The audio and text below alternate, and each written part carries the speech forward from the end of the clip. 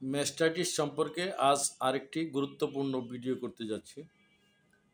আজকে যে ম্যাস্টাইটিস সম্পর্কে আলোচনা করব সেই ম্যাস্টাইটিসটির নাম হইল মাইকোপ্লাজমা ম্যাস্টাইটিস।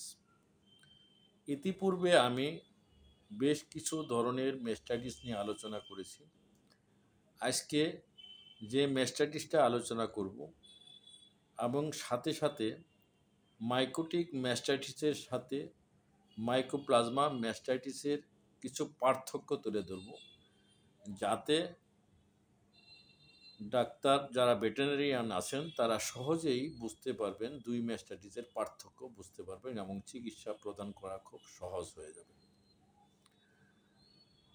মাইকোপ্লাজমা ম্যাস্টাইটিস আমাদের দেশে একটা কমন ম্যাস্টাইটিস এবং আমি আমার ডাক্তারি জীবনে এই ধরনের ম্যাস্টাইটিস অনেক পেয়েছি।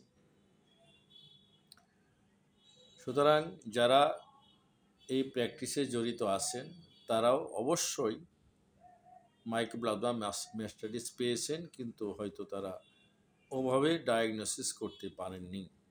আমার ভিডিও দেখলে এটা সহজেই তারা বুঝতে পারবেন যে কোনটা মাইকোপ্লাজমা ম্যাস্টাইটিস। প্রথমেই বলি মাইকোপ্লাজমা ম্যাস্টাইটিসের জীবাণুর নাম। মাইকোপ্লাজমা ম্যাস্টাইটিস যে জীবাণু দ্বারা হয় সেই জীবাণুটার নাম হইল মাইকোপ্লাজমা বোভিস। মাইকোপ্লাজমা বোভিস জীবাণুটা সম্পর্কে একটি বলে নিই।